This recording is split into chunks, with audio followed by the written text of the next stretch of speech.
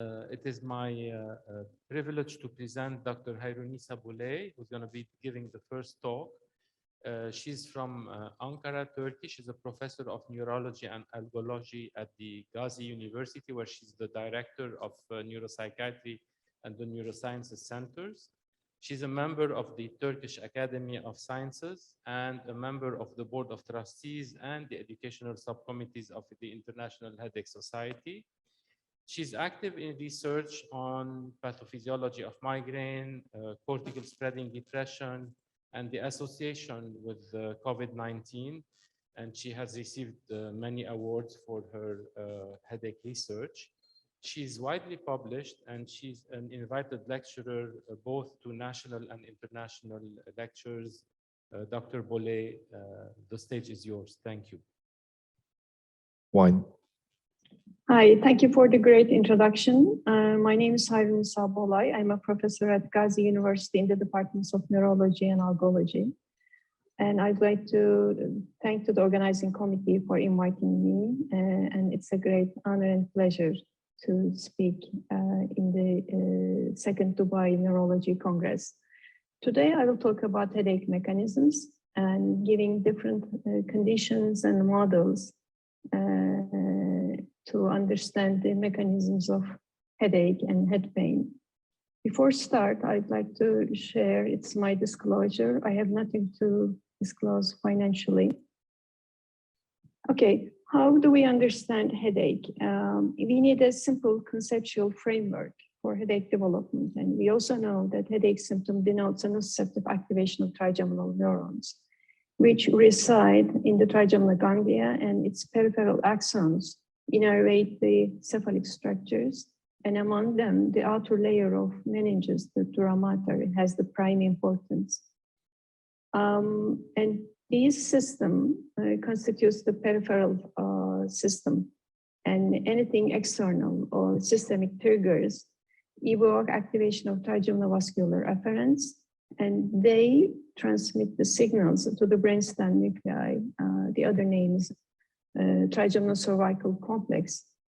And at the same time, we know that there are central mechanisms, mainly in the cortex, like corticospinating depression or the thalamocortical oscillations or any disruption of this system. And descending pain control system starts from the cortex, orbitofrontal cortex, and includes hypothalamus, periaqueductal gray matter. And there is a balance between them. And these two systems, the central and peripheral mechanisms, are connected. And which mechanisms link these structures? And I will today talk about at least, three examples. And one is the inflammatory substances and neuroglial neuroimmune crosstalk. And in three different models, in nitroglycerin model, cortical-spreading depression, and recent, pandemic COVID-19 is probably inducing headache through these mechanisms. And also talk about the involvement of thalamus, any disruption of thalamus, cortical circuitry and disruption of the sensory processing. And also briefly, I will talk about the interaction of food triggers and analgesic abuse. So trigeminal activation is associated with neurovascular inflammatory process, and these peripheral axons in the dura mater, when they are activated, they release neuropeptides, mainly calcitonin gene-related peptide, PACAP, and substance P. And those neuropeptides have receptors on the other cells, vascular cells, smooth muscle cells, which induce, vasodilation, leaky vessels, and edema. And also some receptors are on the A-delta fibers and more, further enhance the trigeminal nociceptive impulses to the cerebral cortex. And also immune cells like mast cells and macrophages, they are all players in that system. And neuronal activity, sensory neuronal activity is coupled to the inflammatory signals. Neuroimmune reciprocal crosstalk happens.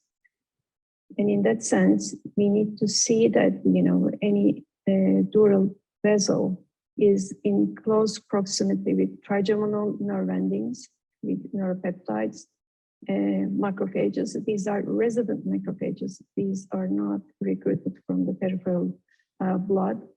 Mast cells, also they are resident in the dura mater and meninges, and other nerve fibers.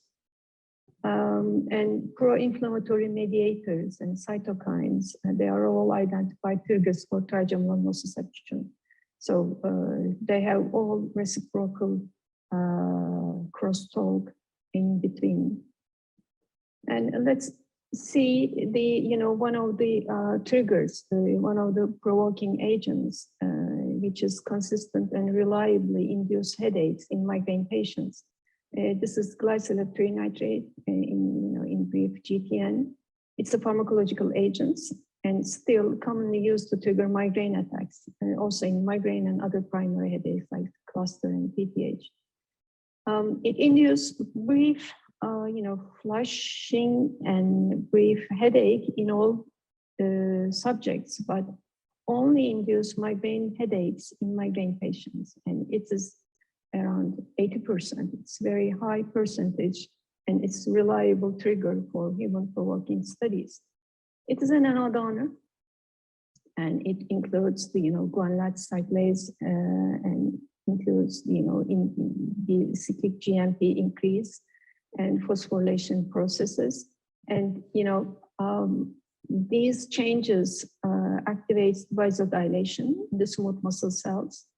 And also we know that these GTN-induced changes affects the immune cells in the experimental models, but none of the study has showed any direct activation of trigeminal neurons. And this is one of the good examples that high percentage of nitroglycerin provoking, migraine provoking mechanism is indirectly activates the trigeminal neurons, but there is a direct activation of vascular cells and immune cells. So in the periphery, in the dura mater, GTN activates dural macrophages. Here is the IL-1B expression. Within half an hour and maximum at 1 hour, you can see that there is an increase in the dural tissue, these inflammatory cytokine, and also that is associated with transcriptional factor activation, NF-kappa D activation, and NF-kappa D P65 translocation to the nucleus. And these changes occurs not in other cell type, but only in the resident macrophages. And within several hours, we can also observe that one of the important cytokines, IL-6, induction in the same cells, in the same macrophages. And we also know that when the IL-6 is activated and released from these immune cells, it is important nociceptive action, and it activates dural trigeminal afferents and induce headache-like behavior. You could see the co-localization of IL-6 and these, ED2 positive macrophages. And also in later time points, there is an INOS expression, which is important for the sustained pain response. And these changes in the dura mater is also associated with mast cell degranulation. So another immune cell is also participated in the periphery. And not only in the periphery, peripheral tissues like dura mater, nitroglycerin also activates brainstem microglia. And this is the brainstem trigeminal nucleus. And you could see the IL-1 beta and LRP3 inflammasome activation in the microglia. And release of IL-1 beta has its receptors in the neurons, and activation of neurons leads to the CFOS expansion and pain perception. So it is a good example of these neuroglial crosstalk via NLRP3 inflammasome and IL-1 beta. We also know that NLRP3 activation yields other neuroinflammatory cytokines, and that leads to the amplification of tissue inflammation. So both peripheral tissues, peripheral mechanisms, and central mechanisms are activated. And recent study also showed that, also confirmed the NF-kappa B activation in the brainstem trigeminal nucleus. This is the second order pain nucleus, and increased CGRP mRNA associated with pain behavior. But novel thing is one of the cytokines which is associated with chronic inflammatory conditions were shown in the brainstem and activated by nitroglycerin induction, and probably its access from the periphery to the central nervous system is increased by GTN. So we have, more clues, more evidences that GTN induces both peripheral and central nervous system nociceptive substances. It induces pro-inflammatory cytokines, molecules in immune cells and in microglia, which indirectly activate the trigeminal nociceptors in the dura mater and also in the trigeminal nucleus caudalis. And vascular, glial, and immune cell activation, release of inflammatory molecules that mediate neuroglial or neuroimmune crosstalks, at the end collectively induce headache development. And the second example is during the pandemic conditions lasting for the last 2 years, more than 2 years. Now, the headache is the most frequent neurological symptom of COVID-19, and it can be seen as an isolated symptom, or it can be the presenting symptom of COVID-19, which may precede fever or cough. New onset, unrelenting headache in the early course of the illness is, characteristic, and it can,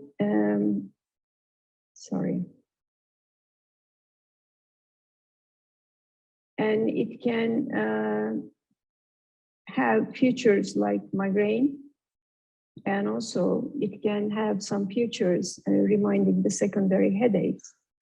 But the important part is, if it is a headache as an onset symptom after the fatigue, the presence of headache at the onset is the second risk factor for long COVID. So that may help us to understand the inflammatory or neuroimmune crosstalk mechanisms, and could it be something like this? And we know that dysregulated inflammation plays an important role in COVID-19 pathogenesis. And when the SARS-CoV-2 binds to the ACE2 receptor for cell entry, that induces transcriptional responses, activates NLRP3 inflammasome, and cleave and release pro-inflammatory cytokines, and also release of damage-associated molecular patterns, and HMGP1 is one of them. In the end, they collectively induce, augment inflammation, induce inflammation, pyroptosis, and also coagulopathy. And we also noticed that the risk factors and comorbid disorders of COVID-19 are different from other respiratory viral illnesses. And these infections disproportionately impact on the patients with hypertension, like 68% cardiovascular diseases, then compared to the allergic respiratory diseases such as asthma. And we know all these factors are also risk factor for migraine patients. But what connects these comorbidities and risk factors, the ACE2 seems to be the main mechanism connecting these comorbidities with the COVID-19. And angiotensin 2, through its receptor, induces inflammation, reactive oxygen species, nitric oxide increase in NF-kappa B transcriptional factors, vasoconstriction and nociception. And its detrimental effects are balanced with the ACE2 enzyme, which cleaves and produce, angiotensin 1,7, and through its receptors, it just counterbalance and reduce inflammation, reduce nociception, and increase vasodilation and also reduce these reactive oxygen species and NO/NF-kappa B. And also, they have opposite effects on the NLRP3 inflammasome complex. When the virus binds to the ACE2 and, this inhibits this arm, we see the further induction of NLRP3 inflammasome induction and release of cytokines as a consequence. And these cytokines in the near vicinity or in the systemic circulation could easily activate the trigeminal nerve and trigeminal vascular activation and leads to the headache. So unbalanced angiotensin system contributes to the inflammasome activation. And in the first wave of the pandemic, we were able to identify some, risk factors and some determinants for headache phenotype. There was a robust inflammatory response, which determines the headache severity, duration, and its treatment response. The high levels of IL-6 was associated with paracetamol unresponsiveness, and which also increased the headache days and headache attack duration and the severity. But in the milder cases, there is a moderate or mild increase of IL-6. Knowing this, we also further investigated the other inflammatory substances and inflammasome proteins, because either the virus itself or release inflammatory substances from the circulation could influence and could induce headache at the periphery, at the trigeminal vascular system.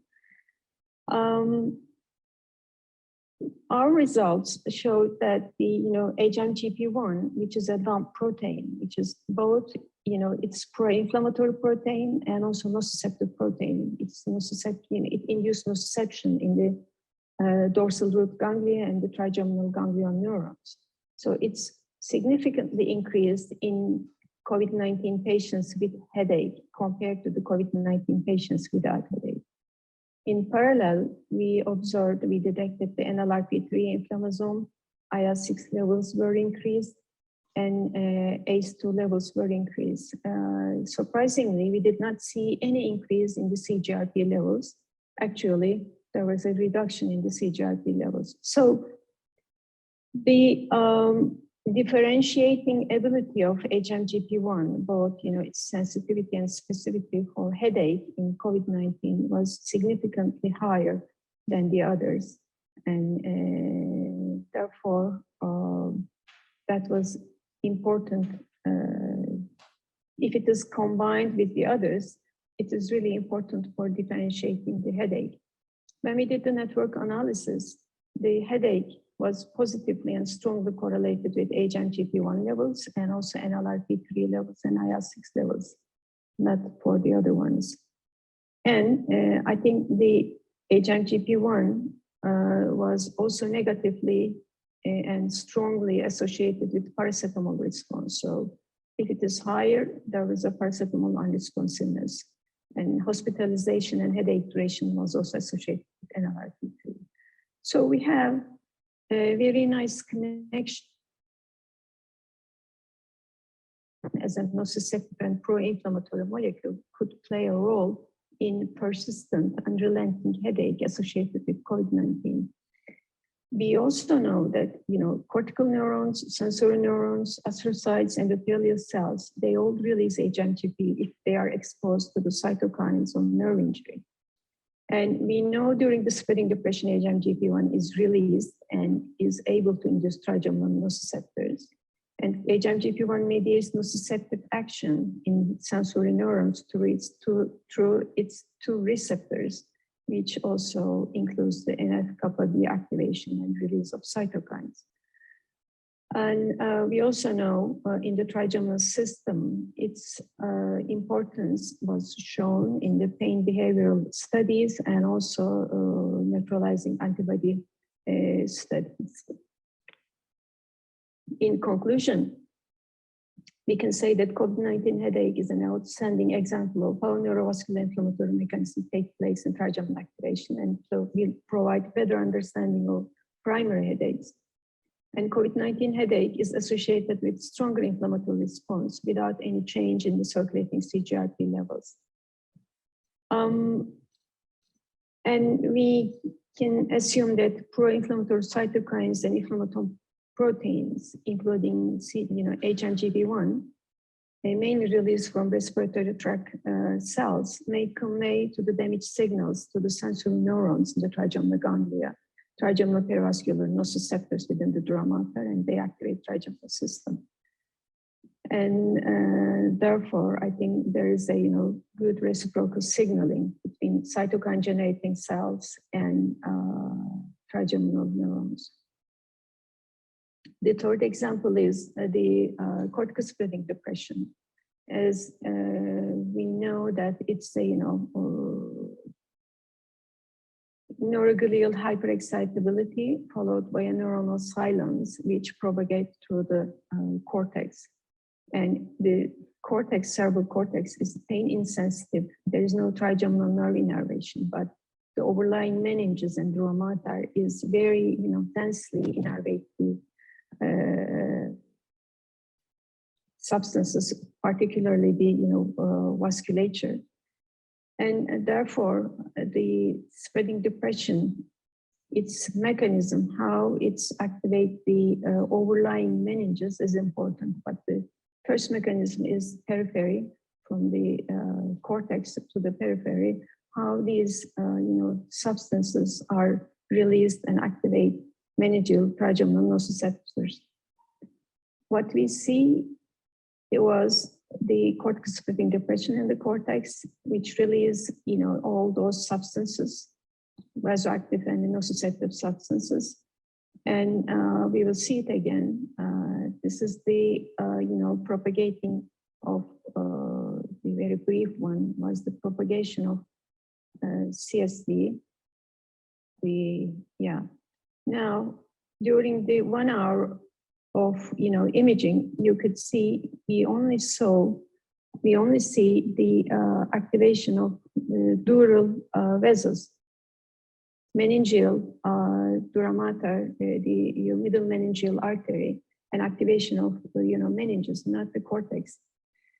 And this activation is totally dependent on the trigeminal nerve and associated with a leak and protein extravasation in the dura mater. And also CSD was shown to induce HMGP1 release from cortical neurons that is also associated with pain response, and also induce mast cell degranulation. So those changes at the periphery, at the overlying dura mater, overlying meninges, following the CSD, is also reflected, is also transmitted to the second order pain nuclei. And this is the activation of CPOS. And you can see that during the CSD increased, CSD induce activation of these nociceptive neurons, and that can be inhibited by sumatriptan. So we have evidence that CSD can activate through the peripheral route to the peripheral trigeminal vascular system and activates the brainstem trigeminal nuclei. But we also know there are several studies showed that CSD can disinhibit subcortical diencephalic structures and activate trigeminal nucleus caudalis through the central pathway. Lambert showed that these nociceptors and the activation of TNC can occur before any peripheral activation of trigeminal vascular system. And these descending, or disinhibition could involve thalamus, and that can be, shown in both, anesthetized animals or awake behaving rodents. And so there is a top-down mechanisms also, particularly in awake animals. And in this matter, the thalamus, involvement of thalamus is very important. 6 years ago, we published that thalamic reticular nucleus is invaded, is involved by CST.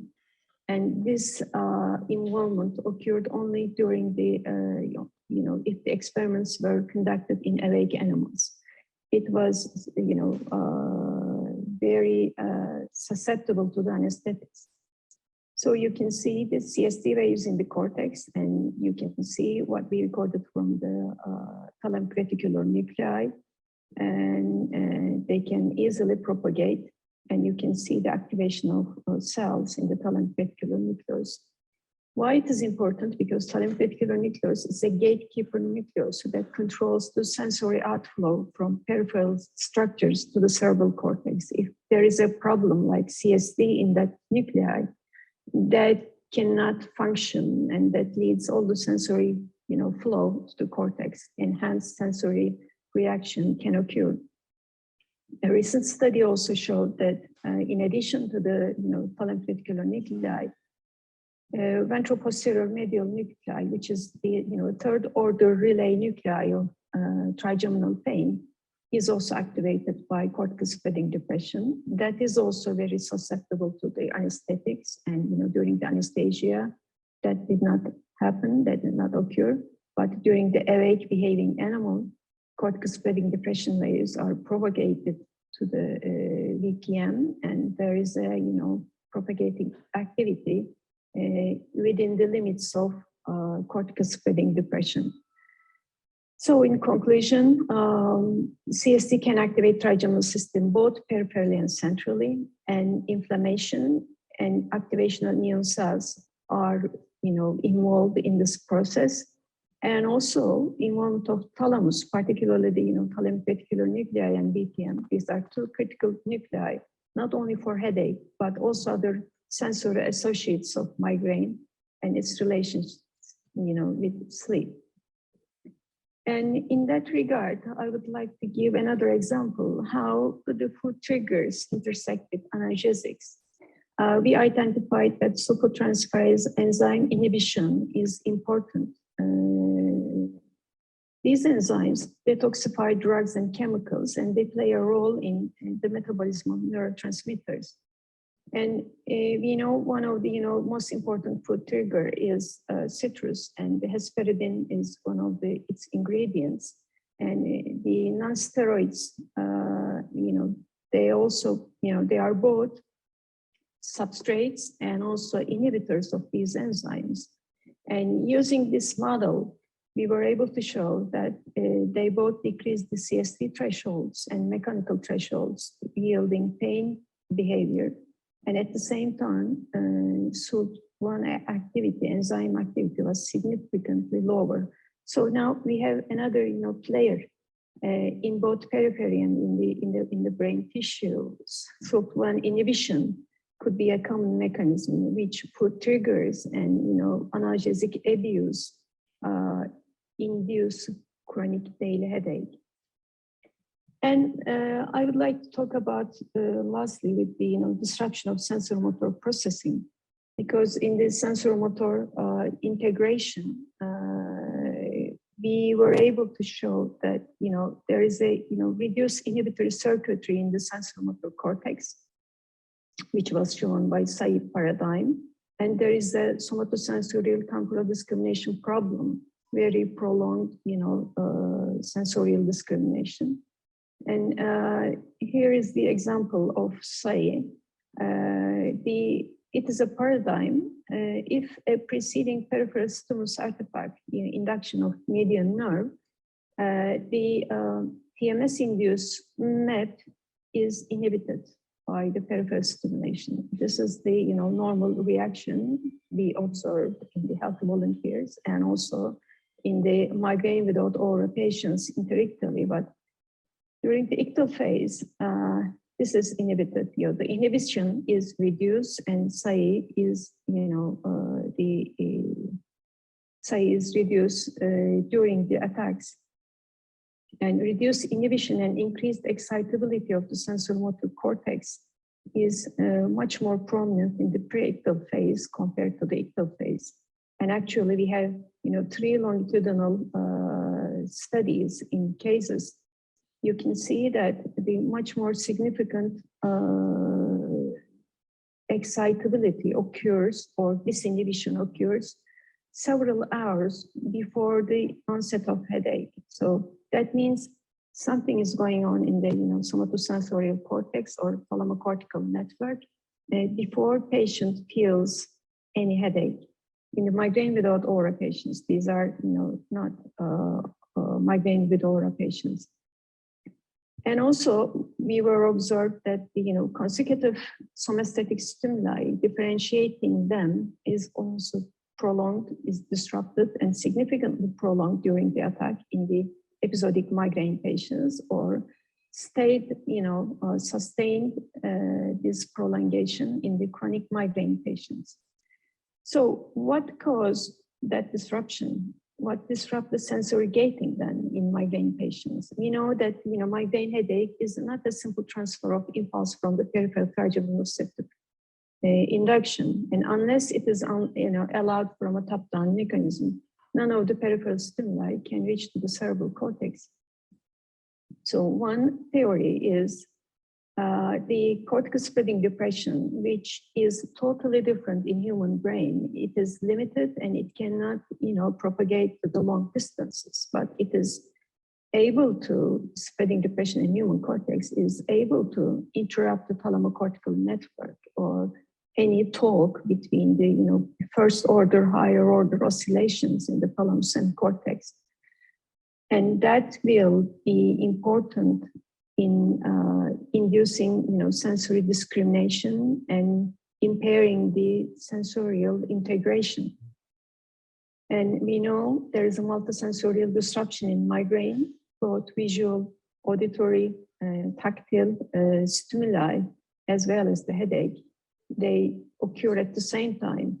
And in the one of the clinical studies, it was shown that during the aura, there is a coexisting headache and photophobia, phonophobia, and nausea. So the involvement of reticulothalamic nuclei or any other higher order thalamic nuclei could be important in that perspective. And, we could say higher order thalamic nuclei, such as this pink here, can function as a hub, which synchronize distant cortical, cerebral cortical areas via, transthalamic pathway, transthalamic connections. And CST in one of the circuit can cause neuronal dysfunction in the remote areas within the same hub. And such a dysfunction in one hemisphere would definitely impair the other hemisphere and disrupt large-scale functional brain networks that we detected, we observed in the fMRI studies or resting MRI connectivity studies. So as a conclusion, trigeminal nerve fiber innervation of cephalic vessels and their close proximity to macrophages, mast cells, and glial cells, they constitute the neurobiological basis of neurovascular inflammatory process during headache. And that can be induced by intrinsic and or extrinsic factors, including migraine triggers or SARS-CoV virus infection. And we also know ST in the cortex can activate peripheral trigeminal nociceptors, or it can propagate to the thalamus and disrupts thalamocortical network. It interrupts sensory gating and results in headache and other sensory problems. I would like to thank my collaborators and my team. I couldn't put all of their names, and I would like to thank you for your kind attention.